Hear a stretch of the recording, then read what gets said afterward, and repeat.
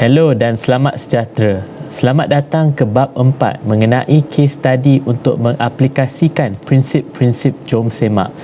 Langkah pertama untuk memulakan proses semakan peraturan adalah dengan mengenal pasti masalah berkaitan peraturan tersebut. Mari kita lihat case study dengan menggunakan Perbadanan Produktiviti Malaysia atau MPC dengan aktanya sebagai contoh. MPC seperti mana tuan-tuan dan puan-puan sedia maklum merupakan badan berkanun di bawah Kementerian Perdagangan Antarabangsa dan Industri (MITI) dengan fungsi untuk menggalakkan produktiviti, kualiti dan daya saing industri dan organisasi di Malaysia. Sebelum mengenal pasti masalah berkaitan peraturan tersebut, peraturan ataupun regulatory framework yang berkenaan perlu dikenal pasti. Peraturan yang diguna pakai MPC adalah perundangan utama iaitu Akta Perbadanan Produktiviti Malaysia Pemerbadanan 1966, perundangan subsidiary iaitu National Productivity Corporation Conduct and Discipline Rules 1998. Secara ringkasnya, Akta MPC mempunyai 19 peruntukan dan 1 jadual. Dan adakah anda tahu bahawa pindaan terakhir yang dibuat pada tahun 2008 di mana ia melibatkan pertukaran terma negara ke Malaysia dalam Akta MPC? Selepas kita memahami regulatory framework yang terpakai, barulah kita boleh bertanyakan soalan seterusnya iaitu apakah masalah yang dihadapi dan memahami punca masalah tersebut.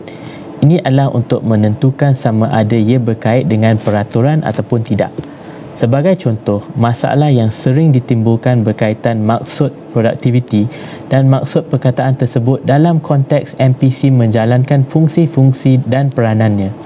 Untuk menentukan punca masalah, pendekatan yang mudah adalah untuk menyemak regulatory framework yang merangkumi perundangan utama dan perundangan subsidiary. Dalam case study ini, ia ternyata bahawa Akta MPC ada menyebut terma produktiviti di beberapa peruntukan seperti Seksyen 7, tetapi ternyata tiada tafsiran yang khusus dalam perundangan tersebut sebagai rujukan. Ini penting kerana ia boleh dilihat bahawa isu ini berkaitan dengan peraturan dan peraturan-peraturan ataupun peruntukan-peruntukan yang telah terkesan telah pun dikenal pasti. Manakala ada masalah-masalah lain yang bukan berkaitan dengan peraturan. Contohnya isu berkaitan dengan proses perolehan yang mungkin melibatkan sistem ataupun tenaga kerja sebagai punca masalah. Kadang-kadang mungkin masalah itu tidak nyata dan dari segi ini pengawas selia perlu proaktif untuk menyemak regulatory framework sendiri dan mengenal pasti isu-isu sendiri. Mungkin anda tertanya-tanya, bagaimanakah perkara ini dapat dilaksanakan? Mudah saja.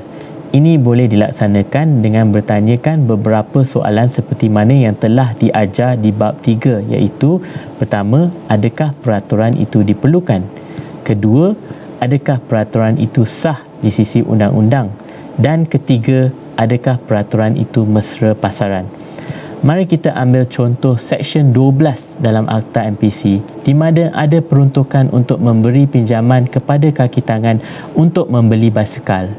Bila kita mengguna pakai 3 persoalan tersebut, kita boleh lihat bahawa soalan kedua adalah relevan iaitu peruntukan itu tidak perlu lagi berdasarkan kesesuaian masa di mana tidak ada lagi kaki tangan MPC mengambil pinjaman untuk membeli basikal. Secara amnya, masalah yang telah ditimbulkan ataupun telah dikenal pasti akan dikumpulkan dalam senarai untuk langkah seterusnya. Sekarang anda sudah tahu berkaitan prinsip bagaimana untuk mengenal pasti masalah dengan menggunakan case study dan bersedia untuk contoh seterusnya berkaitan penglibatan dengan pihak berkepentingan.